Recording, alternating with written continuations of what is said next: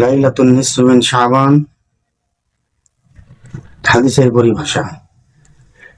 আমরা যাকে শবে বরাত বলে চিনি, শব বরাত দুটোটাই ফার্সি শব্দ। শব অর্থ রাত্রি, বরাত অর্থ নাজাত, আশ্রয়, উদ্ধার, পবিত্র, এসব অর্থে বলা হয়।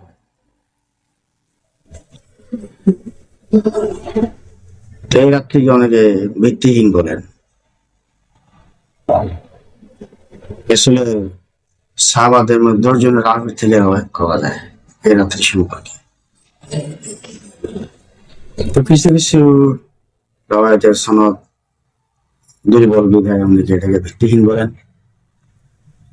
তো মুহাদ্দিসিন কেরাম, ফুকাহায়ে কেরামের ফয়সালা হলো, যদি কোনো রওয়ায়াতের সনদ হিসেবে দুর্বল থাকে আর তার পক্ষে অন্য সহযোগী আর রওয়ায়াত পাওয়া যায়, তখন তার দুর্বলতা কেটে যায়। তিরমিজি, ইবনে মাজাহ একটি রওয়ায়াত, আয়েশা রাদিয়াল্লাহু তাআলা আনহা বলেন, রাসূল সাল্লাল্লাহু আলাইহি ওয়াসাল্লামকে একদিন আমার বিছানায় পেলাম না, খুঁজতে খুঁজতে গিয়ে দেখি রাসূল সাল্লাল্লাহু আলাইহি ওয়াসাল্লাম জান্নাতুল বাকিতে। রাসূল সাল্লাল্লাহু আলাইহি ওয়াসাল্লাম আমাকে দেখে বলেন, আয়েশা, আল্লাহ এবং তার রাসূল তোমার জুলুম করবে সেই ভয় করতেছো? আয়েশা রাদিয়াল্লাহু তাআলা আনহা বললেন, ইয়া রাসূলুল্লাহ, আমি ভেবেছিলাম আপনি অন্য কোনো নবীর উপরে তাফসীর নিয়েছেন। রাসূল সাল্লাল্লাহু আলাইহি ওয়াসাল্লাম বললেন, শাবানের 15 তারিখ রাত্রি আল্লাহ পাক প্রথম আসমানে স্থান করেন এবং কল গোত্রের বকরির পালের পশমের চেয়ে অধিক পরিমাণ বান্দাকে আল্লাহ পাক মাফ করে দেন। সুবহানাল্লাহ। ইবনে মাজাহ একটি রওয়ায়াত এবং মুসা আশআরী রাদিয়াল্লাহু তাআলা আনহু থেকে বর্ণিত, তিনি বলেন, রাসূল সাল্লাল্লাহু আলাইহি ওয়াসাল্লাম বলেন, শাবানের 15 তারিখ রাত্রিতে আল্লাহ পাক রব্বুল আলামিন বান্দাদের উপর বিশেষ নজর দেন এবং শত্রুতা পোষণকারী মুশরিক ব্যতীত সকলকে মাফ করে দেন। বাইহাকী শরীফের একটি রওয়ায়াত, আয়েশা রাদিয়াল্লাহু তাআলা আনহা থেকে বর্ণিত, তিনি বলেন, রাসূল সাল্লাল্লাহু আলাইহি ওয়াসাল্লাম বলেন, আয়েশা, মুখে বলতে পারো এই রাত্রিতে তথা শাবানের 15 তারিখ রাত্রিতে কি আছে? আয়েশা রাদিয়াল্লাহু তাআলা বলেন, ইয়া রাসূলুল্লাহ, না, আমি জানি না, মেহেরবানি করে আপনি বলুন। রাসূল সাল্লাল্লাহু আলাইহি ওয়াসাল্লাম বললেন, আগামী বৎসর কত শিশু জন্ম নিবে এবং কত লোক মারা যাবে তার একটি লিস্ট হবে এই রাত্রিতে, এবং বিগত দিনের আমল সমূহ আল্লাহর নিকটে পেশ হবে এবং এই রাত্রিতে রিজিক নির্ধারণ হবে। আয়েশা রাদিয়াল্লাহু তাআলা আনহা বললেন, ইয়া রাসূলুল্লাহ, তাহলে তো আল্লাহ পাকের রহমতের বেষ্টনী ছাড়া কেউ জান্নাতে যেতে পারবে না। রাসূল সাল্লাল্লাহু আলাইহি ওয়াসাল্লাম 3 বার বললেন, হ্যাঁ আয়েশা, না, আল্লাহর রহমত ছাড়া কেউ জান্নাতে যেতে পারবে না। আয়েশা রাদিয়াল্লাহু তাআলা আনহা বললেন, ইয়া রাসূলুল্লাহ, আপনিও কি আল্লাহ পাকের রহমতের বেষ্টনী ছাড়া জান্নাতে যেতে পারবেন না? আল্লাহ রাসূল মাথায় হাত রেখে বললেন, আয়েশা, আমিও আল্লাহ পাকের রহমতের বেষ্টনী ছাড়া জান্নাতে যেতে পারবো না। এভাবে 3 বার বললেন। আরেকটি রওয়ায়াত ইবনে মাজাহ এবং মিশকাত শরীফের, যেটার মধ্যে রোজার ইশারা দেওয়া হয়েছে।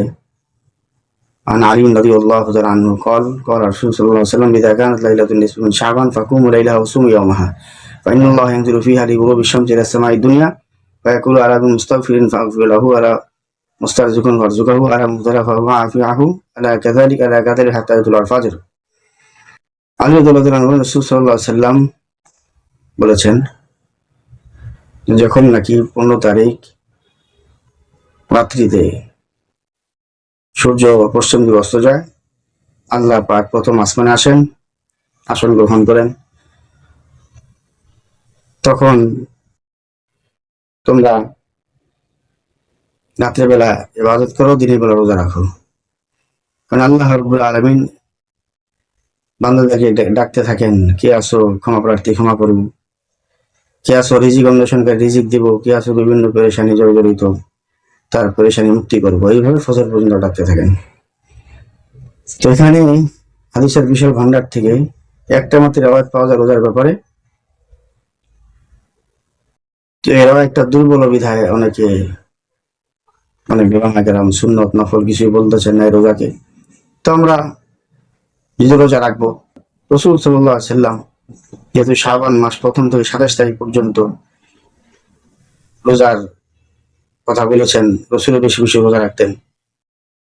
তাহলে 15 তারিখ যদি রোজা রাখি তাহলে একটা প্রথম তারিখ থেকে 27 তারিখের ভিতরে 1 রাত, এবং রসুল সাল্লাম প্রতি আরবি মাসের আইয়ামে 20 যাকে বলে 13, 14, 15 তারিখ রোজা রাখতেন। তো আমরা যদি এই নিয়তে রোজা রাখি যে শাবানের একটা দিন এবং আইয়ামে 20-এর একটা দিন, ইনশাআল্লাহ আশা করা যায় আল্লাহ পাক এর দ্বারা আমাদের সব দিবেন। রসুল সাল্লাল্লাহু আলাইহি সাল্লাম এই শাবান মাসে অনেক সংখ্যক রোজা রাখতেন। উসমান ইবনে যায়েদ রাদিয়াল্লাহু তাআলা আনহু বলেন, আমি রসুল সাল্লাল্লাহু আলাইহি সাল্লামকে জিজ্ঞেস করলাম, ইয়া রাসূলুল্লাহ, শাবানে যত বেশি রোজা রাখতে দেখি অন্য কোনো মাসে আপনাকে তত রোজা রাখতে দেখি না।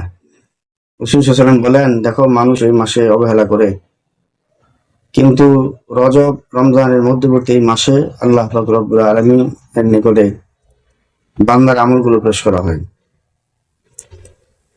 ফাউহিব্বু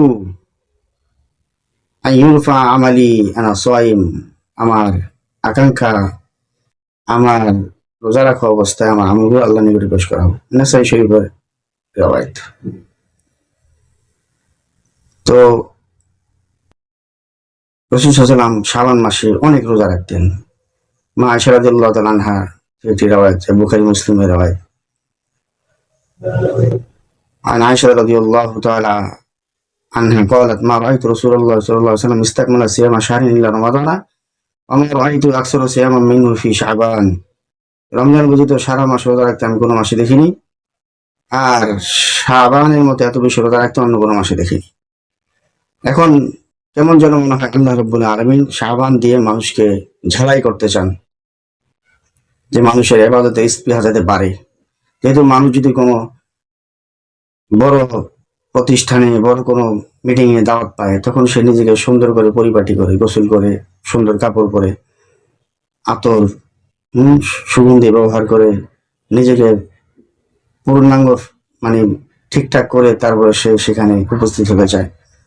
তো আল্লাহ রাব্বুল আলামিন ঠিক শাবান মাস বান্দাকে এই জন্য দিয়েছেন যে বান্দা যাতে নিজেকে শুধরে নিতে পারে এই মাসে, যেহেতু মহিমান্বিত মাস, রমজান মাস, আল্লাহ পাকের রহমতের দরজা খোলা থেকে মাগফিরাতের দরজা খোলা, নাজাতের দরজা আল্লাহ পাক খুলে দেন। তো বান্দাকে পরিপাটি করে বান্দা যাতে নিজেকে ঘুচে রমজানের জন্য প্রস্তুত হয়ে রমজানের প্রথম থেকে